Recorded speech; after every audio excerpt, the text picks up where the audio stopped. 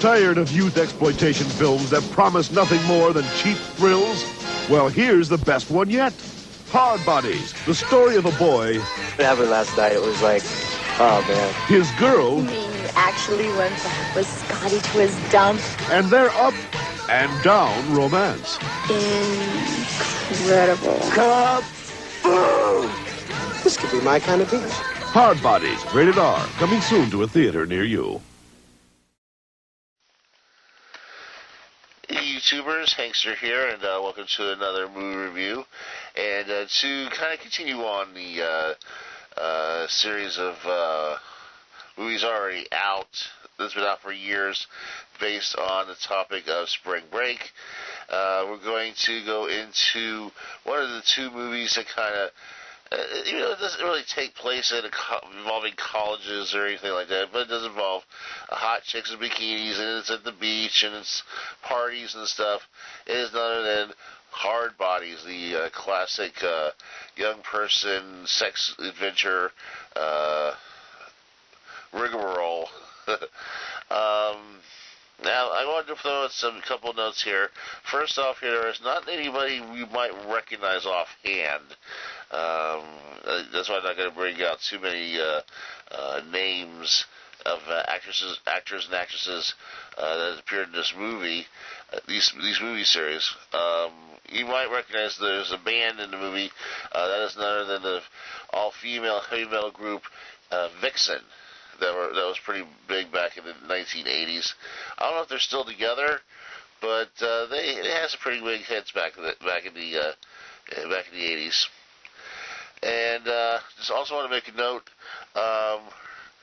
Sorellis Picard and Roberta Collins are the only two actors in this movie that would go on to appear in the sequel a few years later. Oddly enough, they would be able to reprise their characters, although the lead character, the actors and actresses who played the other earlier roles didn't make it into the following sequel. Now let's just delve into the Hardbodies itself. Basically, the movie basically surrounds a guy named Scotty Palmer, who's this local bad boy who is a silver-tongued devil, so to say. He certainly knows what to say to get a good scam going, get some money going into his pocket. He also knows how to get girls to go with him. He kind of refers to as dialogue him or BBD him. BBD bigger, better deals. Try to win them some time in bed with him. Now, of course, he does have a steady girlfriend who kind of knows his angles. She's trying to keep him all to herself. That'll keep him away from the other girls and his scams. Try to clean up his life in a way. He, of course, has a goofball friend. He kind of, if you notice, the guy he hangs out with him kind of looks like Carrot Top back in the day. I don't know if this is definitely Carrot Top, but kind of reminds me of him. Just another typical day. Of course, he finds out that he's about to get his ass kicked out of his own apartment for a lack of rent. And, of course, he kind of runs into three old guys, these three male divorcees, so to speak, that come to the beach area to just pick up chicks and have parties and get laid and all that kind of stuff. Try to get away from the strains of the real world and just have some time at the beach. And they find out that this guy, Scotty, is surrounded away with women. And he convinced him to teach him how to do it. First, he kind of considers it being like a pimp, even though all they want to do is to teach him how to get girls on their own, not to bring girls over there to have sex with. He's just gonna just go around town picking up women and all. And slowly, it's basically these three goofball guys. You got a guy this has-been greaser Hunter. You got this big fat slob Rounder, and this sort of burnt-out cowboy Ashby. Ashby kind of looks like a cross between George Carlin and Tom Chong.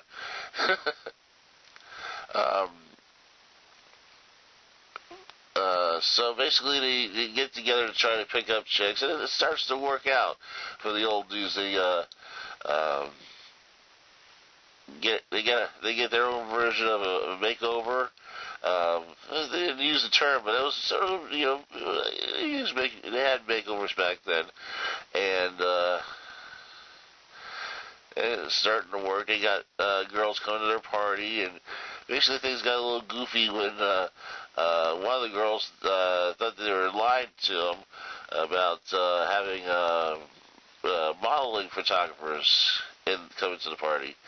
Well, Rounder, of course, picks up a camera and starts taking pictures, not just of her, but any interested girl coming to the party to get noticed by photographers. Of course, speaking of the band Vixen, of course, they become sort of a house band, mysteriously picked up by Scotty, who, of course, oddly enough, one of the backstories is that the band themselves get noticed by sort of interesting entrepreneur. He kind of promotes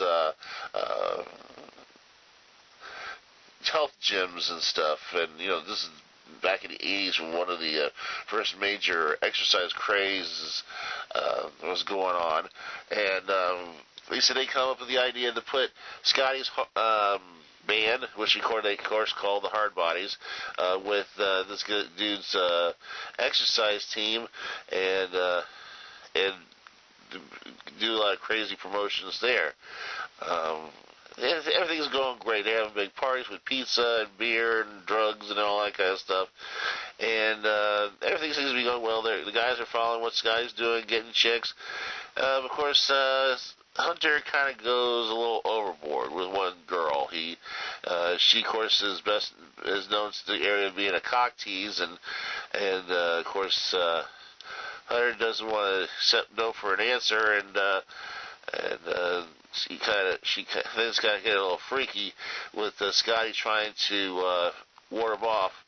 Of course, Hunter gets pissed off and kicks him out of the apartment, and of course, he even goes as far as ruining Scotty's relationship with his girlfriend, who, of course, witnesses him trying to console the cock tease girl in question, even though he's not hitting on her. He's just honestly trying to help her feel better from being practically sexually assaulted by Hunter.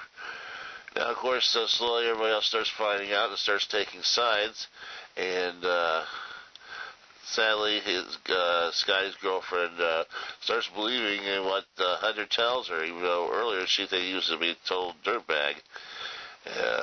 Ashby, of course, gets pissed off, not just because Scotty's getting screwed over by Hunter, but of course also now that Hunter's got this big confidence going on picking up chicks, he's bringing in their friends from their respective jobs back in the mainland and all, and Ashby doesn't go for that. He wants to say they're just trying to have a good time at the beach and picking up chicks. They didn't want to bring their business cronies with them. They just wanted to do stuff on their own. And of course, Hunter's got these coming up these ideas of getting a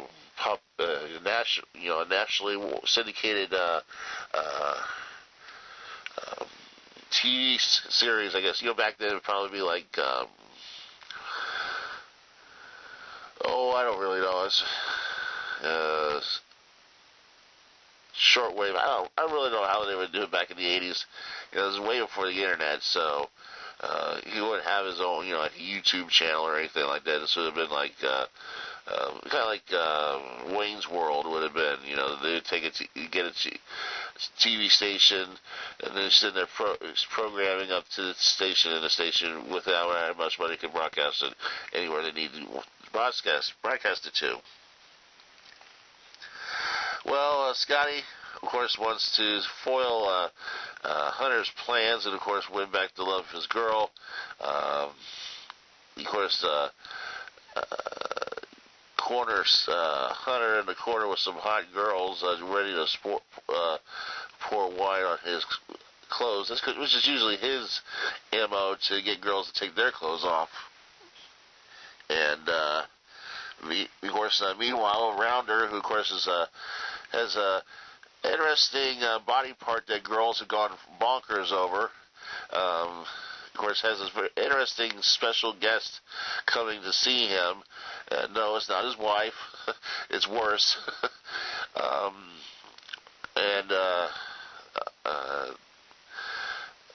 Just things go crazy at this big party, this last party. And of course, the guy that Hunter wants to back the show kind of falls through after being taken on by Scotty and Scotty's girlfriend's best friends. That's now, of course, basically this is just.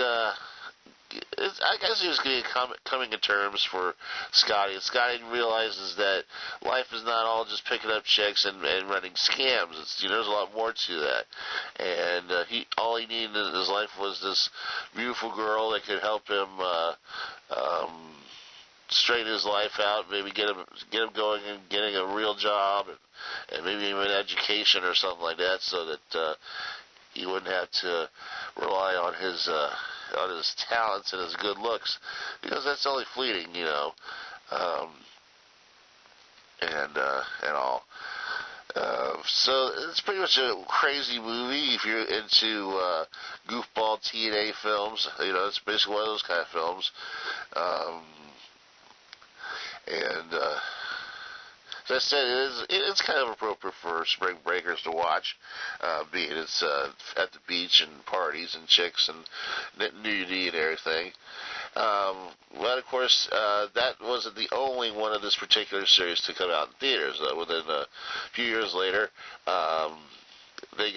people got together to do a following sequel. Oddly enough, though, they didn't get all the original cast members back. They were able to get maybe 2 of them, and of course that was the actor who played Ashby and the actress who played the lead girl's big sister.